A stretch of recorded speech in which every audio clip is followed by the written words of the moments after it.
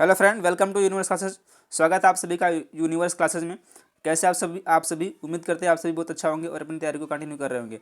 दोस्तों, कई दिन से वीडियो मैं नहीं अपलोड कर पा रहा था, कोई प्रॉब्लम थी जिसकी वजह से वीडियो नहीं आ पा रही थी। बट अब जो है कंटिन्यू वीडियो आएंगी और रोज़ एक या दो वीडियो आपको मिलेगा।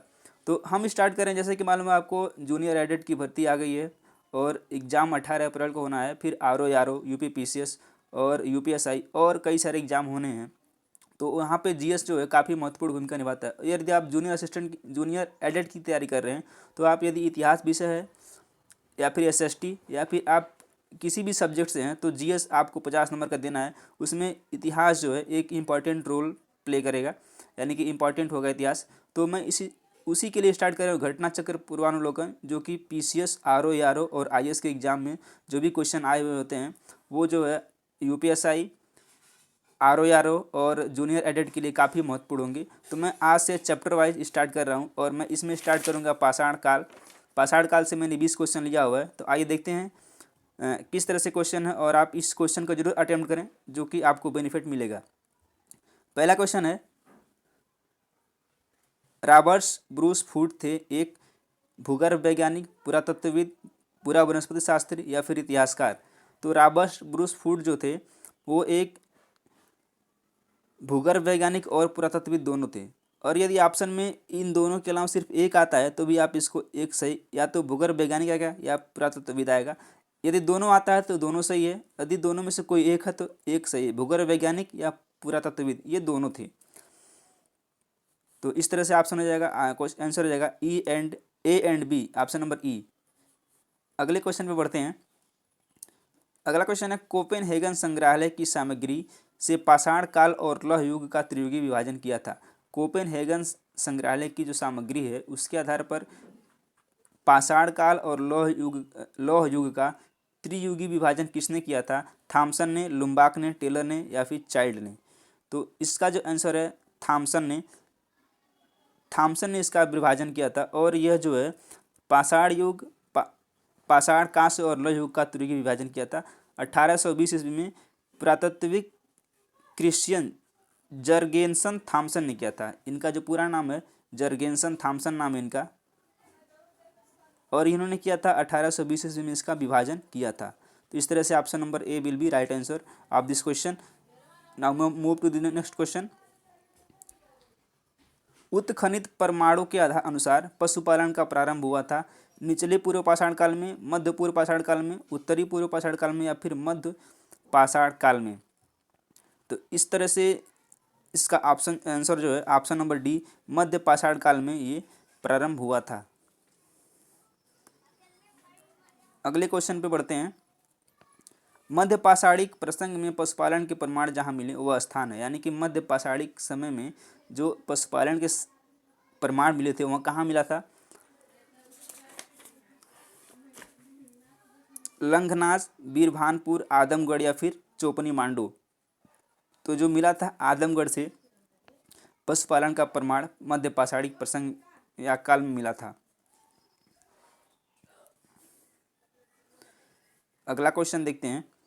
निम्नलिखित में से किस स्थल से हड्डी के उपकरण प्राप्त हुए हैं? ये काफ़ी इंपॉर्टेंट क्वेश्चन है। चोपनी मांडू से, काकोरिया से, महदहा से या फिर सराय नाहर से? तो महदहा से जो है हड्डी के उपकरण प्राप्त हुए हैं, जो कि पाषाण काल के काफ़ी इंपॉर्टेंट उपकरण माने जाते थे। तो इस तरह से ऑप्शन C इसका करेक्ट आंसर होगा। अगला क्वेश्चन है, हड्डी से निर्मित आभूषण भारत में मध्य पाषाण काल के संदर्भ में प्राप्त हुए हैं। सराय नाहर राय से, महदहा से, लेखैया से या फिर चोपनी मांडू से? हड्डी से निर्मित आभूषण जो कि पाषाण काल की उपकरण आभूषण है और ये प्राप्त हुए थे आपको महदहा से। हड्डी से निर्मित आभूषण महदहा से प्राप्त हुए थे। अगला क्वेश्चन, एक ही कब्र में 3 मानव कंकाल मिले हैं, यानी निकले हैं। एक ही कब्र से 3 मानव कंकाल कहाँ से मिले हैं और ये किस तरह से क्या क्या रिप्रेजेंट करता है? सराय नाहर राय से, दमदमा से, महदहा से या फिर लंघनाथ से? तो एक ही कब्र से जो 3 कंकाल मिले हैं वो मिले हैं दमदमा से।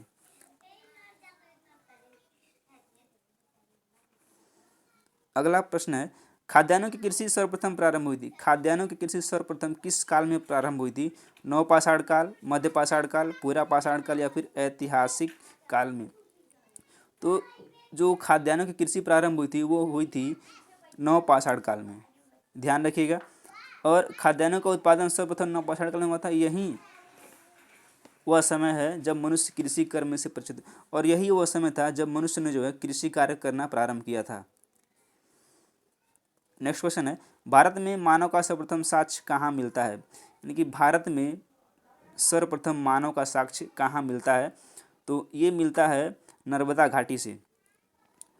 दोस्तों इसकी जो खोज हुई थी 1982 में हुई थी, और ये कहाँ पे है? नर्मदा घाटी एमपी में है। ठीक है, नेक्स्ट क्वेश्चन, मानव द्वारा सर्वप्रथम प्रयुक्त अनाज था? गेहूं, चावल, जौ, बाजरा, ये 4 ऑप्शन है, और इसमें से जो जौ था वो मानव द्वारा प्रयुक्त सर्वप्रथम अनाज था। जौ को यौ कहा जाता था वैदिक काल में। अगला क्वेश्चन है, भारतीय उपमहाद्वीप में कृषि के प्राचीनतम साक्ष्य प्राप्त हुए हैं? भारतीय उपमहाद्वीप में कृषि के प्राचीनतम साक्ष्य कहाँ से प्राप्त हुए हैं? कोल्डिहवा से, लहुरा देव से, मेहरगढ़ से, या फिर टोकवा से? तो इसका जो राइट आंसर है ऑप्शन नंबर बी, लहुरा देव। और लहुरा देव से कृषि के जो साक्ष्य प्राप्त हुए हैं 9000 ईसा पूर्व हैं। यदि लहुरा देव ऑप्शन में नहीं है तो मेहरगढ़ हो जाएगा। यदि ये ऑप्शन में अगर नहीं होता है तो मेहरगढ़ होगा, और मेहरगढ़ से 7000 ईसा पूर्व कृषि के साक्ष्य प्राप्त हुए हैं। अगला क्वेश्चन, उम्मीद करते हैं वीडियो पसंद आ रहा होगा। वीडियो पसंद आ रहा है तो लाइक कर दें और चैनल को सब्सक्राइब कर लें। भारतीय उपमहाद्वीप में कृषि के प्राचीनतम साक्ष्य प्राप्त हुए, फिर से वही क्वेश्चन है, और इसमें जो लहुरा देव ऑप्शन था वो ऑप्शन नहीं है। ब्रह्मगिरी से, बुर्जहोम से, कोल्डिहवा से, या फिर मेहरगढ़ से? तो इसमें तो इसका आंसर ऑप्शन डी, मेहरगढ़ होगा। यदि ऑप्शन में मेहरगढ़ भी रहे और लहुरा देव भी रहे तो लहुरा देव को आप प्रायिकता दीजिएगा। सबसे पहले जो है लहुरा देव जो है 9000 ईसा पूर्व खोजा गया था, और वे यूपी में है। अगला क्वेश्चन है, भारतीय उपमहाद्वीप में कृषि के प्राचीनतम साक्ष्य प्राप्त हुए हैं? लोथल, हड़प्पा, मेहरगढ़, या फिर मुंडीगाक? ये रिपीट हो गया क्वेश्चन, और इसका जो आंसर है ऑप्शन नंबर सी, मेहरगढ़ है। अभी मैंने इसके पहले डिस्कस किया है। अगला क्वेश्चन, नवपाषाण युग में भारतीय उपमहाद्वीप के उत्तर पश्चिम क्षेत्र में निम्न में से किस स्थान पर कृषि के अभ्युदय के प्रारंभिक प्रमाण प्राप्त हुए हैं? मेहरगढ़, मुंडीगाक, दम्बसादत, बालाकोट, या फिर अमरी? इसमें 5 ऑप्शन दिए गए हैं, तो इस तरह से इसका जो आंसर हो जाएगा option number B, sorry option number A, Mehrgarh. देखिए क्वेश्चन वही है, बस थोड़ा सा पूछने का तरीका अलग अलग इसमें है। इस तरह से क्वेश्चन भी पूछे जाते हैं, और ये 2017 पीसीएस प्री का क्वेश्चन, छत्तीसगढ़ पीसीएस का क्वेश्चन है। अगला क्वेश्चन देखते हैं, भारत में पशुपालन एवं कृषि के प्राचीनतम साक्ष्य प्राप्त हुए हैं। फिर से एक क्वेश्चन, अंजीरा से, अम्बसदात से, किल्ली गुल मोहम्मद से, या फिर मेहरगढ़ से?